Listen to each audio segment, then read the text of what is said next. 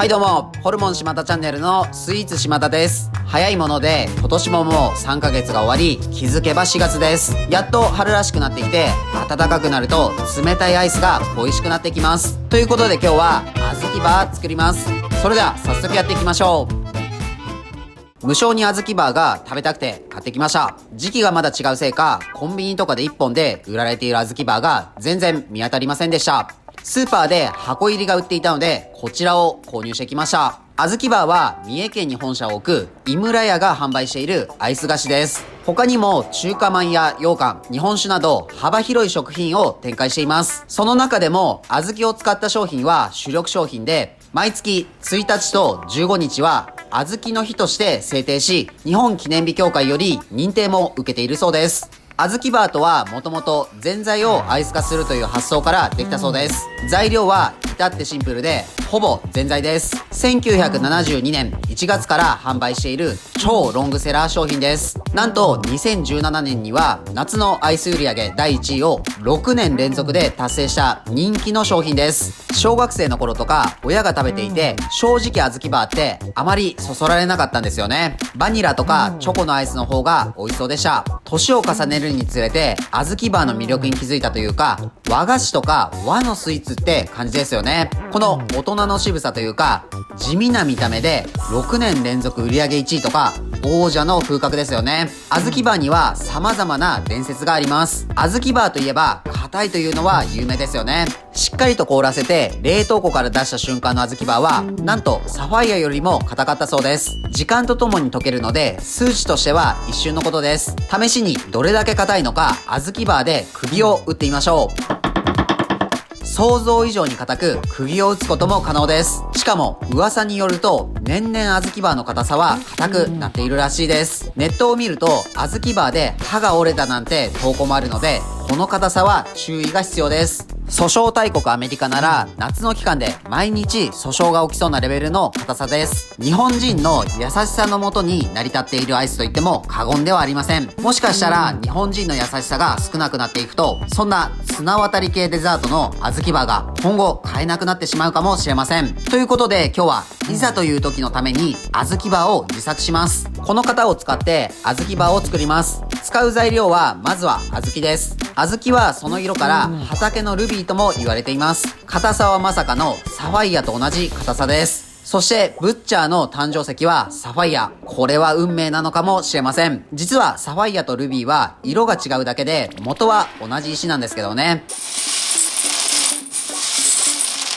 このジャラジャラする音って聞いていて心地がいいです。小豆って食べる以外にも枕やカイロなんかとしても使われたりします。ちなみに目や肩を温める小豆の力っていう商品は何度か使っていると発芽したりもするそうです。まずは小豆を洗います。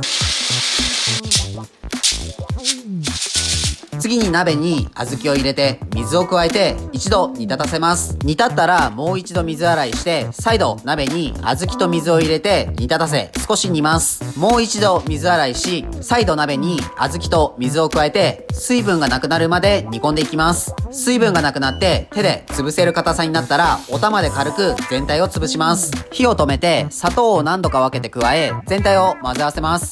塩、コーンスターチを加えて全体をしっかりと混ぜます。そこに水を加え再度煮立たせます。あとは粗熱が取れたら型に流し込み、蓋をして棒を刺します。この状態で冷凍庫で一晩冷やして固めます。固まったので取り出してきました。蓋を開けてみます。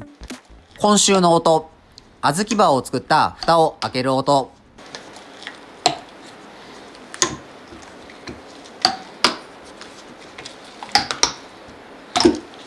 これは完全に音のソノリティです。アイスを取り出してみましょう。おー、できました。これは完全に小豆バーです。小豆バーがマイナーチェンジしたと言ってもバレなそうです。並べてみます。並べると色の違いがありますね。性能の違いがあるか釘を打って確かめてみましょう。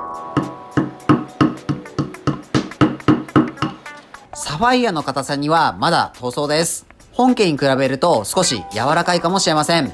アイスが砕けてしまいますね。金槌の代わりには使えなそうです。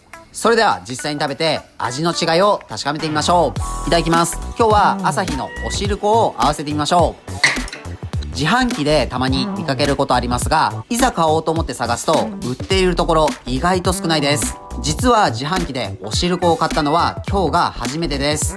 ずっと売っていることを考えると安定した支持を受けている商品なんでしょうね。かなり特定の人たちがリピートして買っているのかもしれません。味は皆さんの想像通りおしるこです。このまま飲んでもいいですし、お餅にかけてもいいかもしれません。適度に粒感もあって食べている感覚でお腹も満たされます。それでは改めて小豆バーを食べてみましょう。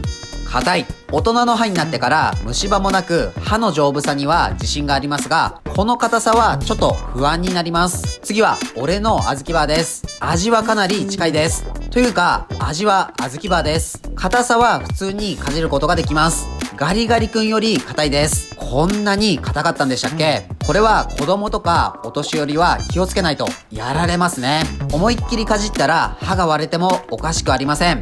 前歯だけでかじるのは危険ですね。ちょっと横の方でかじるのがおすすめです。小豆バーはポキって感じで、俺の小豆バーはザクって感じです。小豆バーの方が少し水が多いのかもしれません。俺の小豆バーの方が小豆の感じが多く残っていて、その分割れやすいかもしれません。味としては十分なクオリティです。もしかしたら見ている方の中で缶のおしるこを凍らせればよくねって思ってる人いますか？鋭い勘のいいガキは嫌いだよ。ということで今日も美味しかったです。ごちそうさまでした。はい、本日の動画は以上です。最後までご視聴ありがとうございます。小豆バーいかがでしたか？実は今日小豆バーの日だと思ってたんですけど、小豆バーの日は4月1日じゃなくて7月1日でした。自分たちは群馬県前橋市と高崎市でホルモン島田というホルモン屋をやっています。群馬には美味しいお肉を食べられるお店がたくさんあるので、もし群馬に来た際はいろいろ探してみてください。この動画がいいなと思いましたらチャンネル登録、高評価よろしくお願いします。